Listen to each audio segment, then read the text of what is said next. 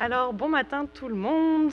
Je vous présente nos panélistes du jour pour le premier panel. Et puis, je donnerai la parole ensuite à ma collègue Sana qui fera l'animation parce que j'ai une migraine ce matin. Alors, je vais aller me reposer sur le côté et me déposer sur ma collègue. Donc, avec nous ce matin, nous avons Gilles Léger-Kangopi, qui est étudiant en soins infirmiers au Collège de Maisonneuve. Je pense à la formation continue, c'est ça ? Nous avons aussi Mireille Elise, qui est enseignante en soins infirmiers au Collège de Maisonneuve. Nous avons ensuite Jameson Estimé, qui est étudiant à la maîtrise en administration publique, option évaluation de programme à l'ENAP. Et nous avons ensuite ma collègue Bénédicte Nguyen, qui... voyons, Nguyen, je ne sais pas... oui, c'est ça. Ça va bien, hein, chercheuse à l'IRIPI au Collège de Maisonneuve. Donc le Collège de Maisonneuve, bonjour, et l'ENAP aussi. Ils ont tous et toutes accepté de participer au panel ce matin pour partager leurs expériences, leur vécu. Donc je vous laisse entre de bonnes mains avec Sana. Bonne journée. D'accord. Bon. Je suis conseillère à l'équité, diversité et inclusion à l'Université Laval et puis je suis également chargée de cours en relations industrielles et je donne depuis quelques années un cours en équité, diversité et inclusion. D'ailleurs, j'ai quelques étudiantes par là. Bonjour. Et justement, c'est un plaisir pour moi d'animer ce panel avec ces formidables personnes qui vont nous parler justement de ces expériences. Donc, si on peut mettre le titre du panel, donc juste pour rappeler, c'est vraiment les enjeux rencontrés dans les milieux d'apprentissage par les personnes étudiantes issues de l'immigration et ou racisées. Donc pour la formule, moi je vous propose une discussion ouverte. Je pense qu'on en a discuté avant. Là, on ne va pas se garder une période de questions à la fin. On va vraiment y aller d'une manière ouverte et spontanée. Donc si vous avez des questions, des interactions, des commentaires, n'hésitez pas à les partager. Donc on a la recherche, l'enseignement et puis le monde étudiant aujourd'hui pour aborder ces différents enjeux. Et puis sans tarder, je vais commencer tout de suite avec la première question. On va y aller droit au but. Là. On va parler obstacles là, pour commencer ce matin. Donc quand on parle d'enjeux rencontrés dans les milieux d'apprentissage, quels sont les obstacles qui sont rencontrés par les personnes étudiantes issues de l'immigration et ou racisées? Là, on s'entend qu'on peut être à l'intersection de plusieurs enjeux et défis. Je vais peut-être commencer avec Bénédicte et puis je vais vous écouter toutes et tous. Là. Donc, Bénédicte, à toi d'ouvrir le bal. Bon matin. Bien, en fait, moi, je laisserai la parole aux étudiants. Sincèrement, je trouve que cette question leur est adressée, mais après, on pourrait peut-être compléter soit avec des résultats de collecte de données de mon côté et des expériences en classe du côté de l'enseignement. Gilles. Merci de me passer la parole. Je suis étudiant en soins infirmiers au Collège de Maisonneuve. Les difficultés que nous rencontrons généralement, elle est due à la langue. Généralement, nous parlons du français. Nous, personnes immigrantes, nous parlons du français international. Quand nous arrivons, généralement, les enseignants glissent généralement les expressions québécoises, ce qui pose un problème majeur dans la compréhension généralement.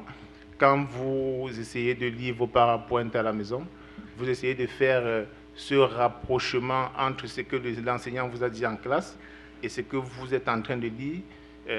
Vous clochez généralement au niveau du français, c'est du français québécois, et ça pose un problème dans notre apprentissage. Et voilà le problème majeur que nous rencontrons généralement dans notre apprentissage. Et en plus, nous avons également ce problème de vouvoiement et de tutoiement. Généralement, les enseignants nous imposent de les tutoyer.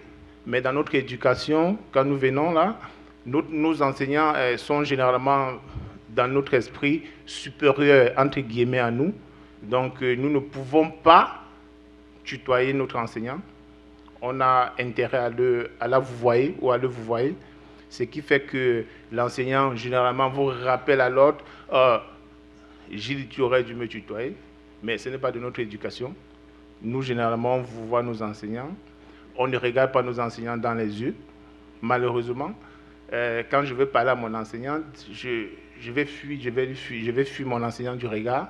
C'est une forme de respect chez nous. On ne regarde pas le supérieur, entre guillemets, parce que L'enseignant chez nous, c'est une personne établie, qu'il vous donne la connaissance. Vous avez intérêt à être humble, à écouter, sans rechigner, quoi. Donc voilà le problème majeur que nous rencontrons dans notre formation, d'être toujours rappelé à l'autre, tutoie-moi, mais c'est pas évident. Regarde-moi dans les yeux, c'est pas évident de te regarder dans les yeux quand tu es mon enseignant parce que je viens te poser mon problème.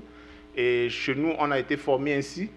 Ce rapprochement-là, ça nous pose généralement un problème majeur parce que ça te frustre. Parce que si à chaque fois l'enseignant doit te rappeler de me tutoyer, tutoie, mais ce n'est pas évident quand même. Voilà ce que nous vivons généralement dans notre formation. Aussi au niveau de la pédagogie, chez nous, généralement ici, l'enseignant vous demande de participer dans le style pédagogique français. C'est l'enseignant qui a tout préparé et il vous lit et vous essayez de juste prendre des notes. Mais ici, vous deviez participer pratiquement à 30-70%. Donc voilà, le fait de s'accommoder, de s'aligner et de prendre le temps d'être à la page, ça pose des problèmes dans l'évolution de notre cursus académique ici. Voilà ce que je pourrais dire pour le début. Je vais passer la parole à mon camarade. Merci, juste ça met vraiment très bien la table. Tu viens de souligner 2 points qui sont essentiels et qui sont souvent soulignés par les personnes étudiantes qui ont justement un bagage international et qui arrivent... Et c'est vraiment 2 obstacles qui sont majeurs.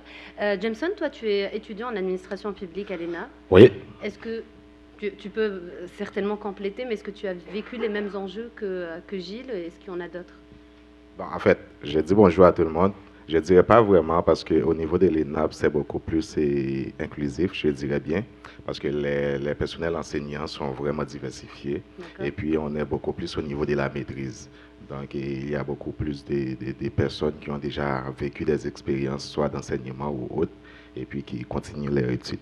Par exemple, moi, j'étais déjà assistant de recherche enseignant, et donc j'ai pas mal vécu. Donc, ce qui fait que je m'adapte parfaitement bien. Très bien. Donc, c'est 2 expériences qui sont quand même assez différentes. Oui, ce que je retiens, c'est que ce qui fait la différence, c'est que dans le staff enseignant, dans le personnel enseignant, il y a déjà des personnes qui sont sensibilisées aux défis que vous pouvez vivre et que peuvent vivre les personnes étudiantes. Oui, tout à fait, c'est ça. Très important. Mireille? Ben oui, mais je vais rebondir un peu avec ce que Gilles disait plus tôt. Le français est évidemment un obstacle qui peut être majeur parfois. Parfois, on tricote bien autour, on arrive à s'en sortir. Tout ce qui est par rapport à l'évaluation, évidemment, quand, par exemple, mes étudiants issus de l'immigration de première génération, dont le français n'est pas la langue première, quand ils doivent lire un examen, le compléter avec le même temps que les autres, bien évidemment, ce n'est pas tout à fait équitable. Okay, alors là, évidemment, ça peut se percevoir dans les résultats qu'ils vont avoir par la suite. Il y a évidemment plein de moyens de contourner le tout, mais il faut être sensible pour le faire. Il faut déjà avoir cette compréhension de ce poids-là qui peut y avoir. Le style pédagogique aussi, je rebondis là-dessus. Il y a, en soins infirmiers, on demande beaucoup à nos étudiants de s'auto-évaluer leur performance en stage. Donc, nous souligner c'est quoi leur bon coup, leur moins bon coup. Et ça devient difficile, en fait, pour eux parce qu'ils s'attendent, en fait, à ce qu'on le fasse pour eux.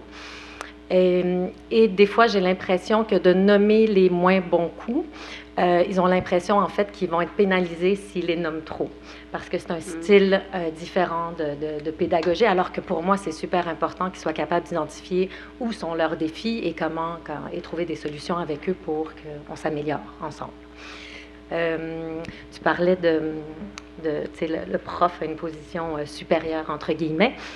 En fait, moi, mon style d'enseignement, j'y vais vraiment plus à l'horizontale. Je vous accompagne et je vous guide. Alors, c'est sûr que ce contraste entre sa vision de l'enseignant et la mienne est différente. Après ça, on peut trouver une entente pour se retrouver dans le milieu. Mais oui, il y a ces enjeux-là. Quoi d'autre? Mon Dieu. Il y en a plein d'autres. Veux-tu rebondir sur quelque chose? Puis Oui, je reviendrai avec d'autres choses. Ben oui, je commencerai par rebondir sur les propos de Gilles. Tu sais, je pense que ce que tu décrivais, c'était quand même toute cette non-maîtrise des codes sociaux. On ne va pas se mentir, les institutions et même la classe, c'est un lieu où il y a des rapports de pouvoir, il y a des rapports de hiérarchisation. Donc, là, on a un parcours socio-scolaire, mais en même temps, en parallèle, on a un apprentissage en termes de codes sociaux. Donc là, on est peut-être un peu du côté des étudiants internationaux. Et pour Jameson, moi, quand je pense aux défis, ce qu'ils viennent d'écrire, il y a des défis qui sont différents en fonction des différentes institutions et des différentes collectes de données que j'ai pu faire auprès de personnes racisées, plus particulièrement des personnes afrodescendantes. Il y a aussi tout cet univers francophone où on rencontre davantage d'obstacles et de défis que le milieu anglophone. Je sais que l'ENAP n'est pas nécessairement un milieu anglophone, mais on parle d'un corps professoral qui est diversifié, on parle d'un corps étudiant qui est diversifié, donc on comprend donc que les obstacles sont quand même différents. Sinon, plus personnellement, je dirais que j'ai été étudiante dans une autre vie avant de faire de la recherche, donc je pense que du primaire, je suis née ici, donc du primaire au secondaire, au collégial jusqu'au niveau universitaire, en tant que personne qui maîtrise parfaitement les codes sociaux de la société, tant canadienne que québécoise, qui est bilingue, je dirais que tout à l'heure, vous avez une preuve parfaite. Si vous regardez à l'écran mon prénom, ça aussi, le prénom d'une personne, c'est une identité. C'est, comme on dit chez nous, le 9 mois de quelqu'un. Ça veut dire qu'il y a 2 parents qui ont choisi ce nom-là. Donc, de se le faire massacrer tous les jours, au quotidien, c'est comme de dire, vous savez quoi, je vais mettre un peu mon identité de côté. C'est le sacrifice que je fais pour avoir accès aux études. Et voilà, donc j'ai aussi un nom composé, Guillaguin Launière, on ne le voit pas à l'écran, mais je le retire de plus en plus parce que je me dis c'est à moi de choisir mon prénom et non pas à la personne en face de moi de dire « Ah, je vais prononcer celui qui est moins compliqué ». Donc, il y a tu sais, quand on parle de rapport de force, de rapport de hiérarchisation, même pour une personne qui maîtrise les codes sociaux, les défis sont de plus en plus nombreux, sont de plus en plus grands. Et c'est ça, on travaille à essayer de rassembler tous ces partages, ces vécus, pour développer justement des pratiques en termes de pédagogie inclusive. Quand on parle de pédagogie inclusive, c'est pas seulement en classe, on parle d'institutions, on parle de programmes, on parle de pratiques d'enseignement. Donc, voilà. Absolument. On va parler justement après de la relation entre personnes enseignantes et personnes étudiantes, mais il ne faut pas aussi oublier qu'il y a aussi les collègues, les personnes étudiantes, notamment dans les salles, les milieux d'apprentissage où il y a des travaux d'équipe, où il y a d'autres dynamiques aussi qui entrent en jeu. On a parlé aussi là de discrimination, même si on ne l'a peut-être pas nommé, mais de discrimination systémique. Mais est-ce qu'on peut parler aussi de l'expérience quotidienne un peu plus? Là, j'aimerais vous écouter sur ça, de micro-agressions, de discrimination directe, de micro-invalidation, notamment lorsque une personne partage son vécu et que d'autres personnes remettent en question ce vécu-là. Est-ce que ça a déjà été vécu, ou on peut aussi en témoigner si on a assisté à ce genre de comportement-là ou de situation-là? Si vous voulez partager, bien entendu, mais... Avec plaisir. Je m'attendais à... En fait, partie des questions. Oui. Et je vais beaucoup plus parler par rapport aux expériences entre collègues, parce que c'est pas mal diversifié, l'ENAP. Et il y a des étudiants qui viennent de partout. Mais généralement, il y a... je n'ai pas de statistiques là-dessus, mais il y a une bourse étudiants africains à l'ENAP. Donc, ce qui fait qu'il y a pas mal d'étudiants africains et haïtiens. Dans les milieux scolaires, quand, par exemple, on fait des devoirs, on fait des groupes de travail, on a toujours tendance à s'associer entre nous. Donc, moi, je ne le fais pas trop souvent parce que je dis souvent à mes collègues, il ne faut pas le voir ainsi. Sinon, et les autres personnes vont penser que ce sont eux qui subissent, disons, le racisme, entre des thèmes. Parce que les racistes, il y a des sens inverses également. Donc, ça, c'est une expérience que j'ai partagée avec mes collègues. Il faut diversifier les groupes. Moi, généralement, je fais partie des groupes beaucoup plus diversifié que possible. Donc, c'est de façon à montrer aux autres qu'il ne faut pas, bon, ce qu'on ne veut pas subir, il ne faut pas les faire subir aux autres. Absolument. Chez nous, en soins infirmiers, généralement, les groupes sont formés de façon aléatoire. On ne pige pas, on ne fait pas un tri systématique. C'est-à-dire que quand vous avez un groupe, la coordonnatrice vous dit de façon aléatoire, tu es tombé dans ce groupe. Maintenant, le travail en équipe, généralement, il y a une auto-évaluation, comme a dit l'enseignante. Vous deviez juger vos pairs. Oui. Généralement, il se pose un petit problème, il faut le dire ouvertement. Quand vous essayez de juger vos pairs, généralement, l'étudiant immigrant l'étudiant immigrant est généralement parfois mal noté par ses pairs, parce que parfois tu fais partie tu es une seule personne dans un maillon, et quand tu regardes ta note à la fin, tu te poses la question, mais tiens, j'ai participé, j'ai apporté des idées, j'ai relu le travail, mais pourquoi ma note est ainsi? Tu te rapproches de l'enseignante et elle te fait savoir que tes pairs t'ont mal noté. Tu te poses les questions, pourquoi j'ai été mal noté, pourtant j'ai participé. Donc il y a un problème, entre guillemets, je ne sais pas comment le mentionner, mais ça frustre quand même. C'est frustrant. Ah oui, moi je l'ai vécu, ça frustre. Oui. Ouais. Est-ce que c'est un mode d'évaluation qui n'est pas réellement équitable, là, puisqu'on oublie que ces personnes-là sont porteuses aussi de certaines expériences qui ne sont peut-être pas vécues par les autres personnes étudiantes? Ben, on a une problématique avec les travaux en équipe, mon Dieu, pardon.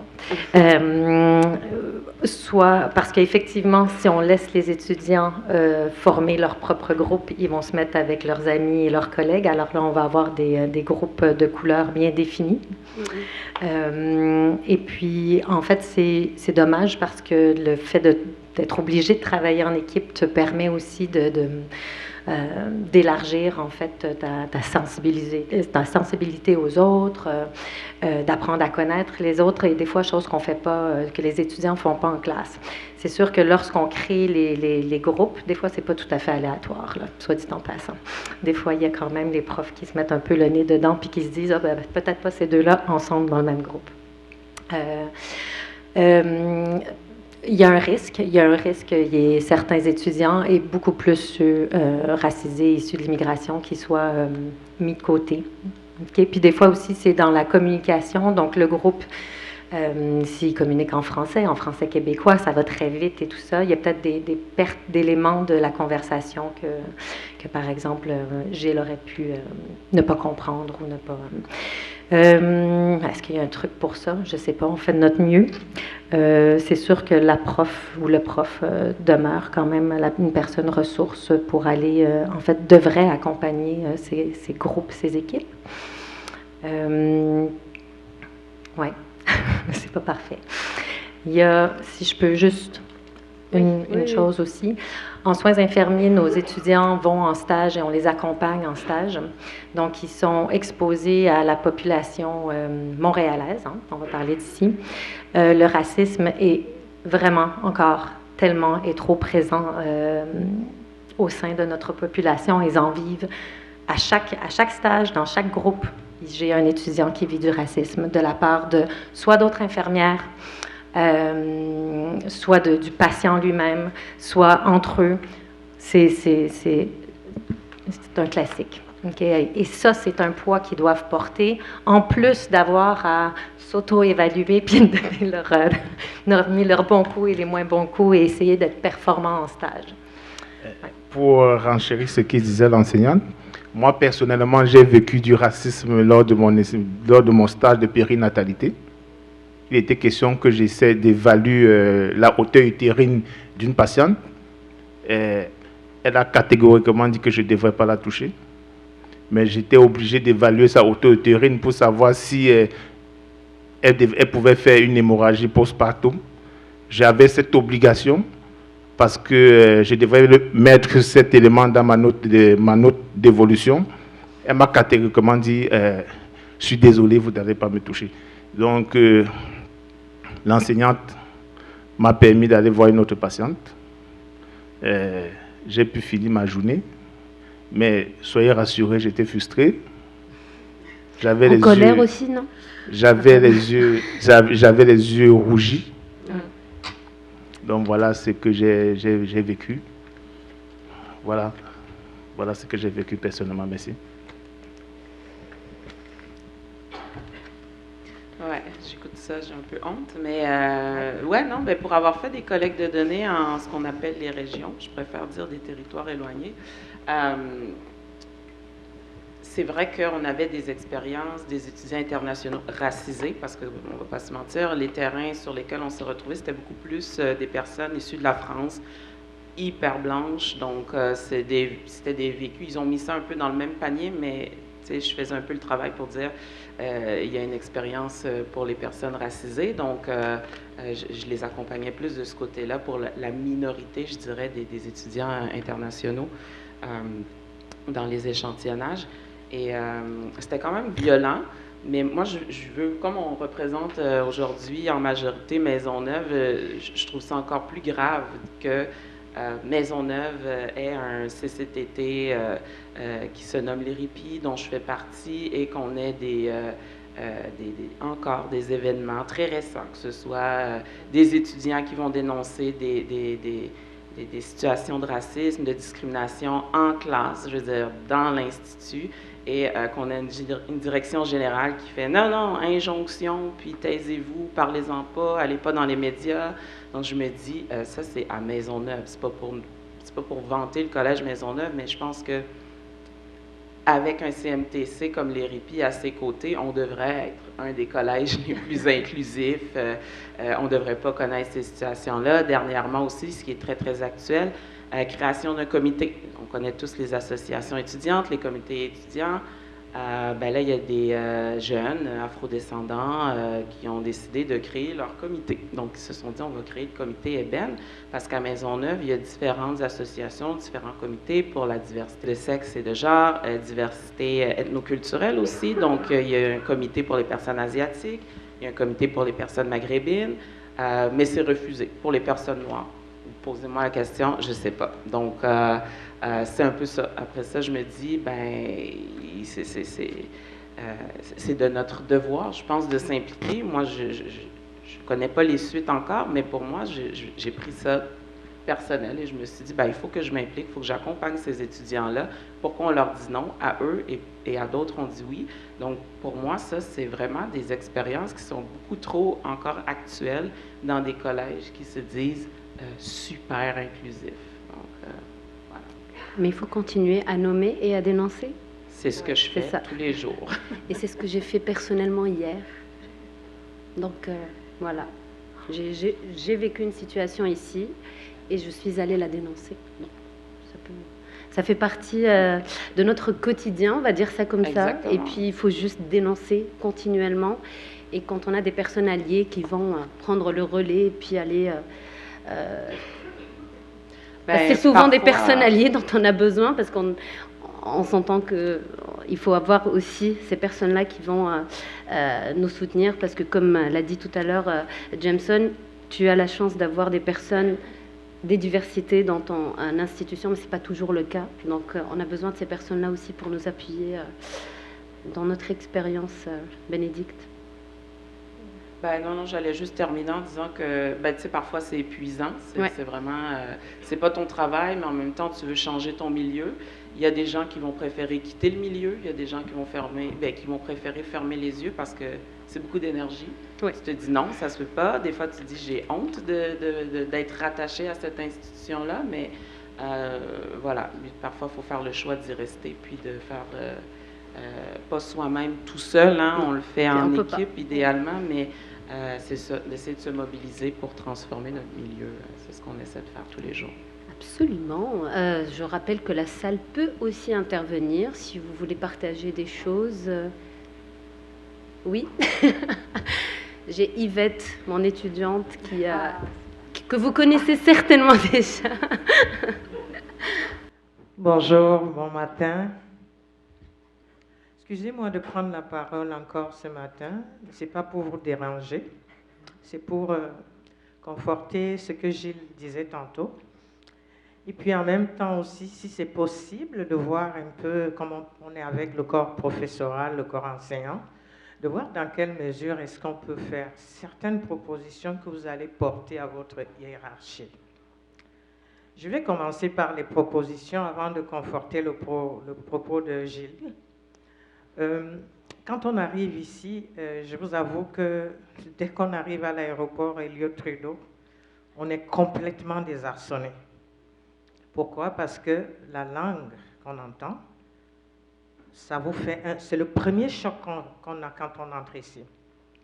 Moi, quand j'ai entendu cette langue-là, quand je suis arrivée ici, je me suis dit, est-ce que je vais arriver? Alors, on parle du français, on en a fait allusion hier. Est-ce qu'on ne peut pas, par exemple, au niveau du corps professoral, proposer véritablement le cours de la langue québécoise quand on arrive ici? Parce que on nous parle du français, nous on parle le français de France quand on arrive ici. Sauf que le français qu'on parle au Québec, c'est un autre genre de français. Et c'est un choc culturel véritable qui empêche, qui empiète la connaissance. Quand on est dans des conditions d'apprentissage, on a véritablement du mal à se retrouver. Parce qu'entre ce que l'enseignant va dire, ce que nos collègues avec qui on peut faire des groupes de travaux disent, il y a une entorse, le fossé est abyssal. Donc, l'étudiant qui arrive là, il est complètement perdu.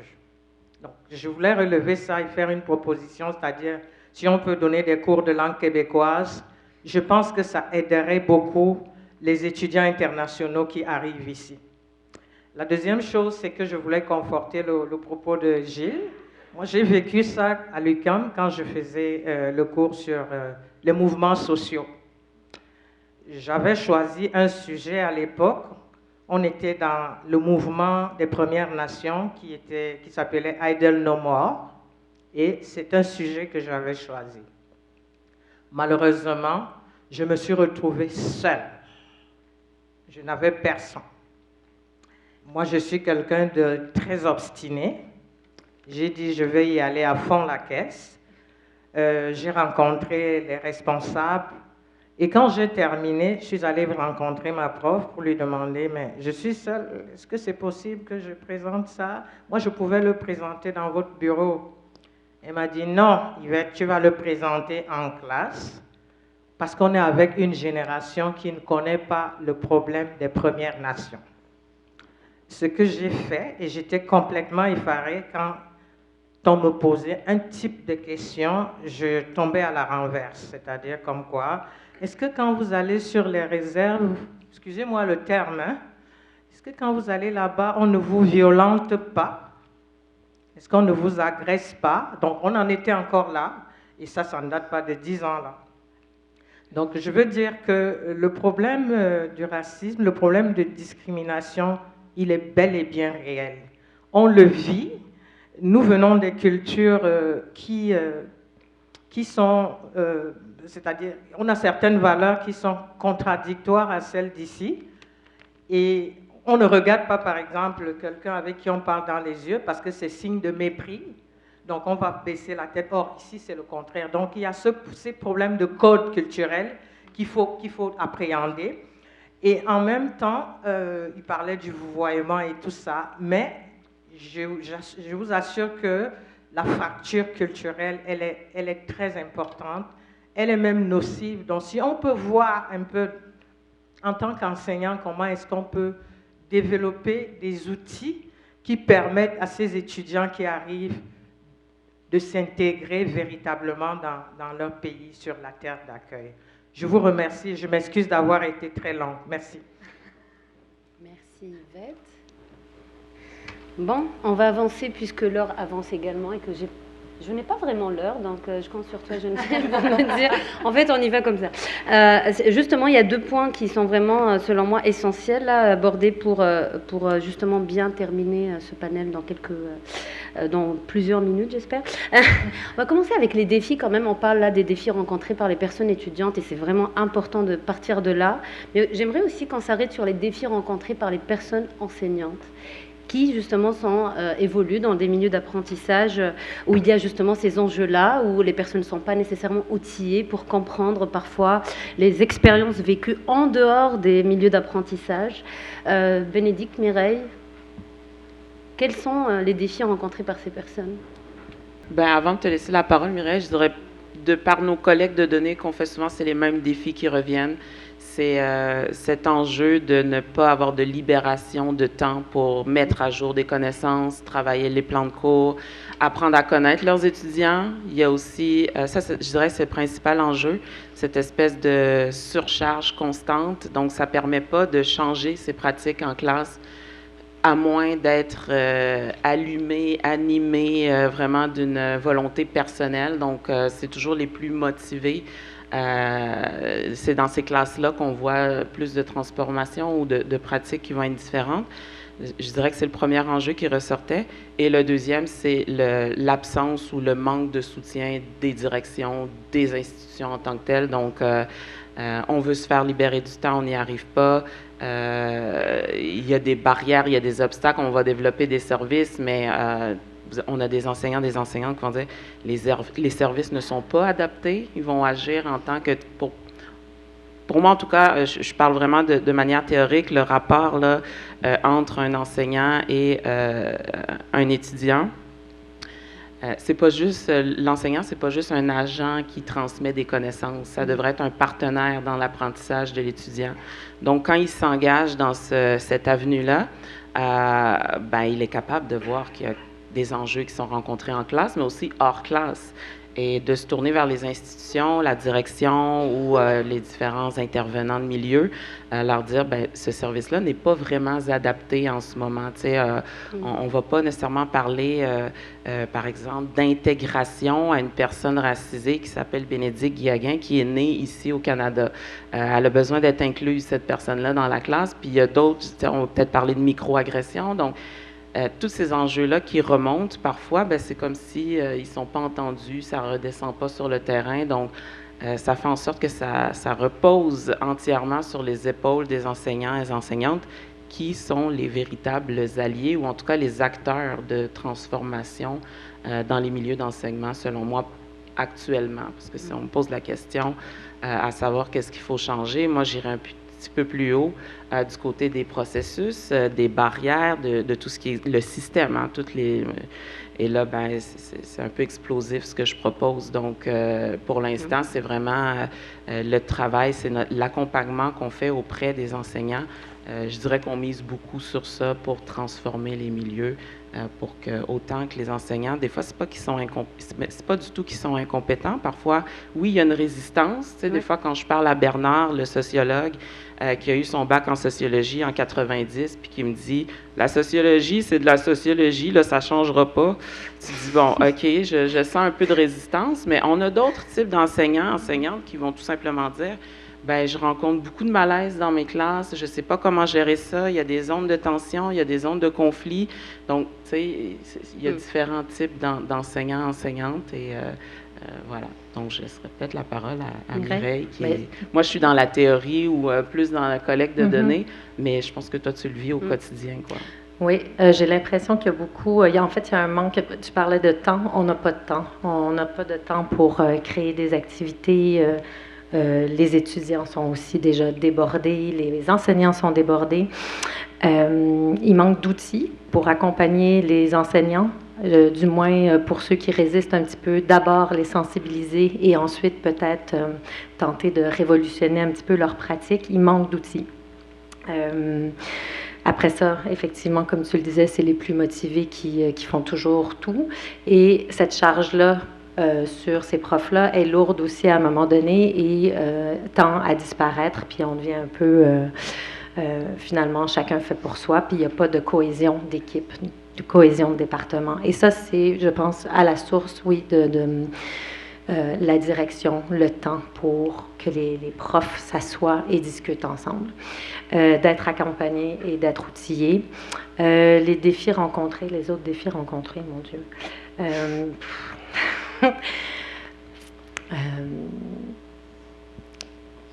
En soins infirmiers. En soins infirmiers. Oui. Ça revient à la même chose. Ça revient vraiment des fois dans des situations où, étant blanche, quand mon étudiant subit du racisme, comment j'interviens, j'en ai aucune idée. Je manque d'outils. Est-ce que c'est bien que je l'adresse, que j'aille le voir? Est-ce que c'est de moi dont il a besoin? Quelles sont les ressources pour l'accompagner lui, l'accompagner moi là-dedans? C'est ça, on est là-dedans. Ouais. Il faut être informé sur les enjeux, formé et outillé, appuyé par les directions, les départements. C'est beaucoup de choses, mais il faut prendre du temps pour installer tout ça. Oui. Mais entre-temps, il y a des urgences parfois, des situations qui arrivent, comme celle qu'a racontée Gilles. Justement, Gilles, toi, tu entends ces défis-là et tu vis des choses. Qu'est-ce que tu proposerais, toi, pour justement pouvoir, aujourd'hui, commencer à proposer des solutions, là, finalement, parce qu'on va pas... On s'entend qu'on est en train de construire... Et quand on parle d'EDI, on est surtout en train de chercher des solutions pour être plus équitable aussi, parce qu'on s'entend qu'il y a beaucoup de défis. Qu'est-ce que tu proposerais, toi, justement, à ces milieux-là et à ton milieu aussi? Ce que je proposerais, c'est la sensibilisation. On devrait sensibiliser les peuples à l'inclusion sociale. Ils devraient être formés là-dessus, parce que... il y a des personnes que vous rencontrez généralement qui ne sont pas sorties du Québec. Certains n'ont pas beaucoup voyagé. C'est-à-dire que ils ont de la difficulté à accepter une autre personne. Ce n'est pas de leur faute aussi. Donc, je pense que c'est plus de communication à travers les médias, la sensibilisation. Voilà. Peut-on réellement compter sur les médias? Communication, oui. Je ne sais pas s'il y a quelqu'un de TVA ici. Je pense que c'est plus de sensibilisation et de communication. En fait. Oui. Et quand tu rapportes une situation, à quoi tu t'attends comme réaction, comme intervention? Ce que tu as vécu tout à l'heure, là, si tu as j'espère que tu n'auras pas à le revivre, mais qu'est-ce qui devrait se passer, à ton avis? Comment devrait agir ton institution? Comment elle devrait agir et réagir face à cette situation-là? Je resterai sur la sensibilisation parce qu'on ne peut pas faire autre chose. Pour l'instant. Oui, on ne peut pas faire autre chose parce que elle reste une patiente et elle décide de ce qu'on devrait faire sur elle parce que c'est un consentement. Si elle décide qu'on n'évalue pas son auto-utérine, c'est son choix. Si elle fait une prééclampsie, c'est son choix. Si elle fait une hémorragie postpartum, c'est son choix. Mais j'aurais fait ma part. J'aurais voulu évaluer son auto-utérine, savoir si il était dévié ou centré. Maintenant, voir et évaluer les risques. Dès qu'elle le refuse, elle prend l'engagement de le refuser. Bon, je ne vais pas faire autre chose que ça. Je ne vais pas aligner les planètes pour résoudre ce problème-là. Oui. Voilà. Merci beaucoup. Jameson, à quoi tu t'attends justement de la part des personnes enseignantes? Quelles sont les évolutions, les améliorations qu'on pourrait proposer aujourd'hui dans cette manière justement d'appréhender les enjeux complexes qu'on vient d'essayer de résumer en cette heure, notamment avec Bénédicte et Mireille? Tout d'abord, je vais commencer par une petite expérience que j'ai vécue ici. Je ne vais pas dire dans les milieux scolaires, mais c'est beaucoup plus dans les milieux de travail. Parce que je pense que je n'ai pas vécu de mauvaises expériences dans les milieux scolaires, ça c'est sûr. Mais je pense que le problème est beaucoup plus dans les milieux de travail. Ça, c'est pour la majorité des étudiants internationaux. Et je travaillais dans un endroit, on doit arriver à 17h. Et puis, mais c'est un généralement, bon, vous savez tous, moi je n'ai jamais peur de le dire. Quand les étudiants internationaux arrivent ici pour commencer à travailler, généralement ils font des travaux où ils n'ont pas vraiment besoin d'utiliser les connaissances. Ben, on peut le dire comme ça. Et puis je travaillais dans un entrepôt, je suis arrivé à 17h. Et puis je devrais attendre le gérant parce que c'est lui qui doit noter les heures. Le gérant était en train de parler avec un collègue et puis je suis resté debout à l'attente. Après 10 minutes d'attente, et puis il est venu et puis il a écrit dans ma feuille de temps 17h10. Alors que je l'attendais déjà. Je l'ai regardé, je lui ai dit, ben j'étais là à 17h. Il m'a dit, et puis quoi, tu veux faire quoi? Et puis j'attends, et il m'a dit, va travailler. Je n'ai pas déplacé. Il y a quelqu'un qui me connaît, c'est un chef d'équipe, lui, et puis il est venu me chercher. Il m'a dit, ben laisse tomber parce que généralement, lui, c'est comme ça. Et j'ai demandé, ben comment ça, lui, c'est comme ça? Est-ce qu'il y a un responsable dans l'entreprise? Est-ce qu'on a déjà porté plainte? Est-ce qu'il y a quelque chose qu'on peut faire? Ben, il a dit, ben, à quoi bon de porter plainte? Parce que lui, il a 30 ans dans l'entreprise, on ne va pas le renvoyer pour toi. Ça, c'était frustrant. C'était vraiment frustrant. Parce que je pense, et le conseil que je voudrais apporter, c'est beaucoup plus de rigueur, soit dans les lois ou autres. Bon, je ne connais pas vraiment les lois. Mais si on sait vraiment que quand on porte plainte, quand on témoigne, ben voilà ce qui va arriver à cette personne, ben on peut dire, ben voilà, il y a de la rigueur, ben on va porter plainte. Beaucoup plus de personnes vont intéresser à porter plainte. C'est ça. C'est mieux faire connaître les outils de dénonciation de... Tout à fait. Absolument. Tout à fait. Parfait, parce merci. que si au sein de cette entreprise, ben, disons, le chef d'équipe qui m'a parlé, qui m'a dit, ben, essayez de relaxer un peu, parce qu'il n'y a pas grand-chose à faire, ben, s'il m'avait dit, ben, voilà ce que je peux faire, soit trouver l'administration, retrouver les ressources humaines, porter plainte, dire ce que ce gérant a fait, ben, je pense que ça aurait moins frustrant que possible. Et ça aussi a des impacts sur notre parcours scolaire, oui. Parce que ben, on est étudiant quand même, donc on étudie. C'est vrai, je suis à l'aise quand je suis à l'ENAP, mais en milieu de travail, c'est pas vraiment la peine. Et bien que j'avais pas d'autre chose à faire, ben, je laisse le travail après une semaine, parce que je voulais pas vivre avec ça. Merci beaucoup. Justement, parler de faire connaître les mécanismes de dénonciation, tout ce qui est aussi assise légale, juridique, comment on fait si une situation arrive, la sensibilisation pour clore. Bénédicte et Mireille, pensez que tout ça est faisable dans les institutions que vous côtoyez. On commence par éduquer, sensibiliser, et ensuite on passe à la vitesse, à l'étape suivante. Mais en tant que personne enseignante, aussi dans la recherche, quelle est notre responsabilité aujourd'hui face à ces cas-là, et qui sont nombreux et non... Je pense qu'on en a beaucoup à écouter encore des personnes étudiantes, mais on a un petit échantillon aujourd'hui. Qu'est-ce qu'on peut faire très rapidement? Très rapidement. Même si on doit prendre le temps. Oui. Très rapidement, moi, c'est dans ma classe. C'est très rapidement, c'est qu'est-ce que je décide d'être comme enseignante et comment je m'implique dans tous ces enjeux-là. Jusqu'à très récemment, par exemple, tous les manuels de référence en soins infirmiers, chaque image et tout ça, c'était une personne blanche. Quand on parlait de manifestation, de pâleur de la peau, quand la personne est anémique, ça ne sera pas la même chose chez Gilles, par exemple, s'il est anémique. Fait que d'amener toutes les subtilités de la population dans laquelle on vit, d'être beaucoup plus inclusive, d'amener aussi beaucoup de sujets sensibles en soins infirmiers, l'aide médicale à mourir, qui sont perçus complètement différemment par les étudiants, de par leur culture, leur foi.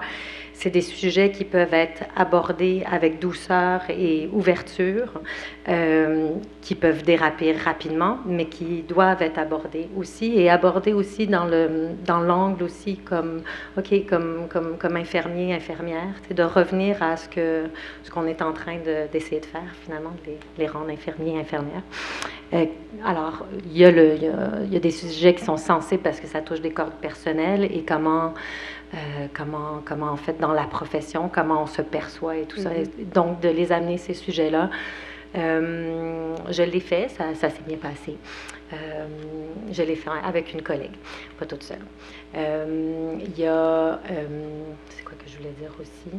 Ben oui, par exemple, il y a des petites choses qu'on peut faire juste quand c'est en février, le mois de l'histoire des Noirs, ben de le nommer, de montrer la programmation, de montrer l'importance et tout ça. Fait que d'amener des composantes culturelles dans notre... Parce qu'elles sont là, elles sont présentes, mais c'est juste... ouais, ça c'est ma petite part pour ma petite classe. Bénédicte. Ouais. Et après ça, la peut... recherche. Mon Dieu, merci. Ouais, ben, je vais prêcher pour ma paroisse. Moi, je trouve que Gilles a été super gentil. Tu as été vraiment très doux dans tes propos. Quand il parle de sensibilisation, je suis comme... OK, tu sais, il y a des chantiers, il y a des travaux qui existent depuis les années 50, 60, 70. On continue à mettre des vieilles références de l'avant parce que c'est tellement pas implanté dans cette petite province du Québec, mais des fois, on fait juste passer au-delà de la frontière. On est dans le monde anglo-saxon, on reste au Canada. Il y a des... Et là, je parle de pédagogie inclusive plus particulièrement. Bien, on le voit dans des institutions, c'est complètement différent. Je pense que la recherche au Québec, on n'a pas besoin de se voiler les yeux. On a des décennies de retard quand on compare avec d'autres universités canadiennes. Mais on continue de reproduire ça, tu sais, puis ça reste des milieux très impénétrables. Je dirais qu'au primaire, c'est ça. Moi, tu parles de sensibilisation, moi, j'irais avec l'éducation. Tout est à revoir, tout est à refaire. Je pense au primaire, je pense à mon parcours. Je me dis, il y a beau avoir un travail qui est fait à la maison. Je repense aux propos d'Yvette quand elle parlait de la langue française. Je peux vous dire que moi, quand je suis arrivée à l'école en parlant de 90 puis de, tu sais, d'octante, ben, j'ai des profs qui m'ont dit « calme-toi », tu sais, et tu te dis « ben ça, c'est le français qui est développé à la maison de par tes parents, ton éducation, parce que l'éducation n'est pas que fait par le système, je vous l'informe. Et là, tu te retrouves dans un système qui est c'est un peu nivelé par le bas.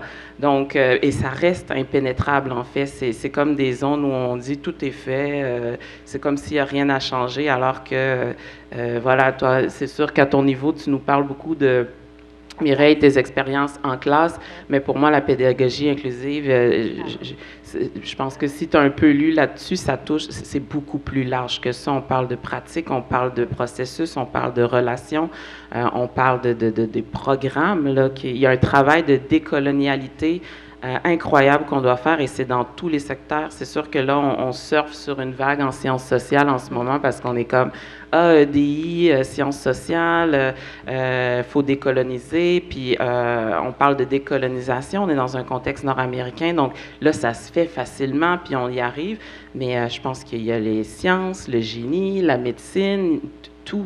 Quand je pense à la médecine, par exemple, on n'a pas de diversité des diagnostics parce que on étudie toujours les mêmes choses, les mêmes corps d'hommes, blancs, en santé.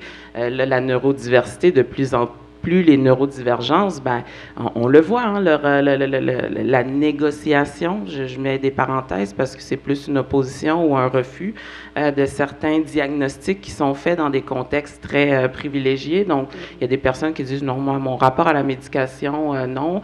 Je viens d'un pays où on l'a vu aussi, la période de la COVID, ces fameux vaccins, hein, il y a eu des vaccins pour les personnes privilégiées, il y a eu des vaccins pour les personnes dans les pays du Sud. Donc, quand ils viennent ici, vous pensez vraiment que se faire vacciner en masse ou se faire diagnostiquer en 14 minutes, non, ça va. Il me semble que vos diagnostics... Donc, tu sais, c'est juste pour élargir le champ. Je trouve que là, oui, je me considère privilégiée de pouvoir m'attaquer à certaines barrières, puis on nous laisse les attaquer en ce moment, puis ça passe, mais il y a des milieux qui sont encore plus rigides, qui sont encore plus violents pour des personnes issues de l'immigration ou des personnes qui sont racisées.